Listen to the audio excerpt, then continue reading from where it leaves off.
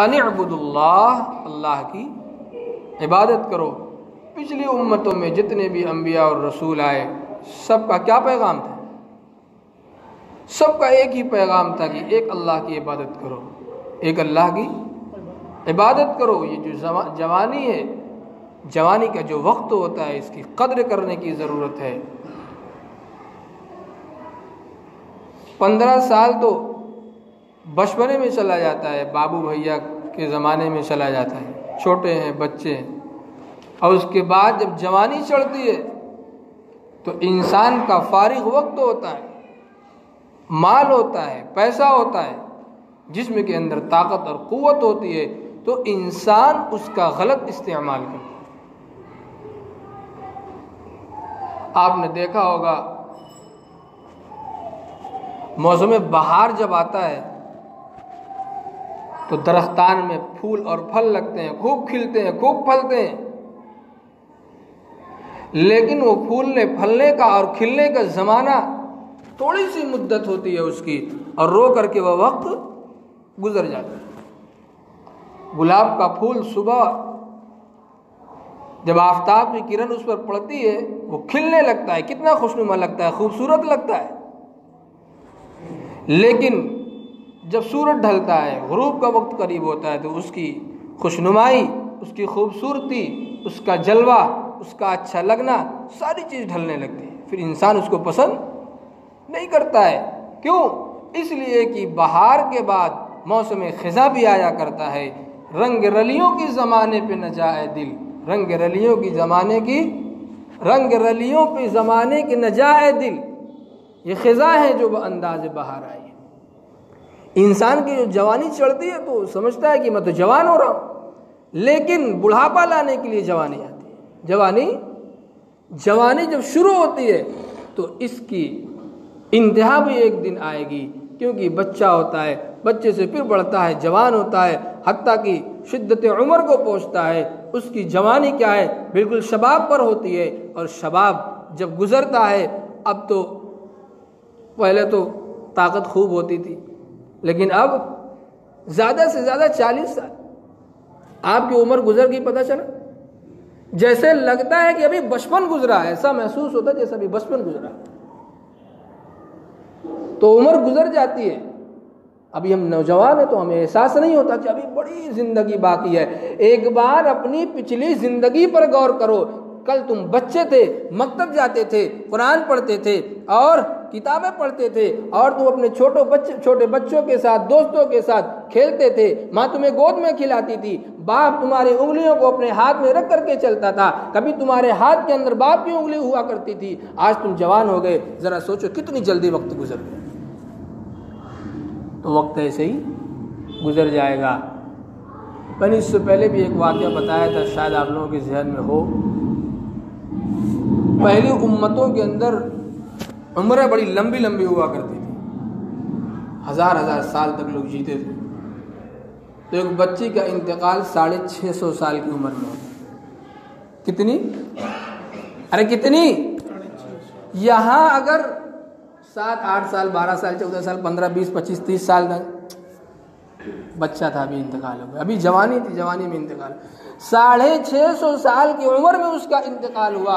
उसके ख़ानदान और घर वाले, उसके अइज़्ज़ा और अक़रबा, उसके माँ बाप, उसके भाई, उसके जानने पहचानने वाले, दोस्त व अहबाब कह रहे थे अभी बचपन का ज़माना था, इतनी जल्दी इंतकाल हो गया। बचपन का ज़माना था, इतनी जल्दी इंतकाल हो गया। तो उम्र गुजर जाती है, इंसान को पता भी नहीं चलता है। अय्याम मुसीबत के तो कांटे नहीं कटते, दिन ऐश की घड़ियों में गुजर जाते हैं। कैसे? इंसान के अंदर जब उसके जिस्म के अंदर क़ुव्वत होती है, ताकत होती है, माल की फरावानी होती है, फारिगुल बाल होता है, उसके पास वक्त होता है, तो ऐश परस्ती के साथ ज़िंदगी गुजार देता है, हत्ता कि बुढ़ापा आ जाता है, उसका पता नहीं चलता।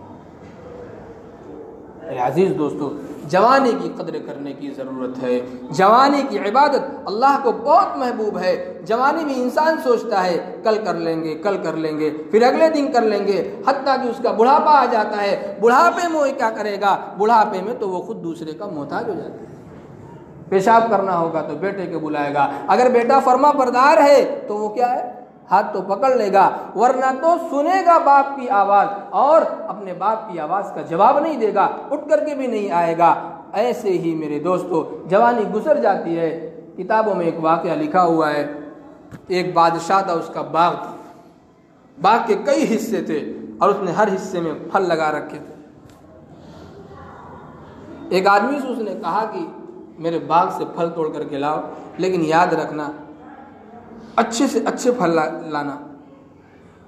तो इसने सोचा कि ज़रूर लेकर के आता हूँ। उसने बादशाह ने कहा कि अगर तुम अच्छे फल लाओगे तो तुम्हें इनामात से नवाजा जाएगा, लेकिन बादशाह ने एक शर्त लगाई कि जब तुम इस मंजिल में जाओगे, अगर तुम इस मंजिल को पार करके दूसरे हिस्से में चले गए, दूसरे बाग में चले गए, अब तुमको वापस पहले बाग में नहीं आना।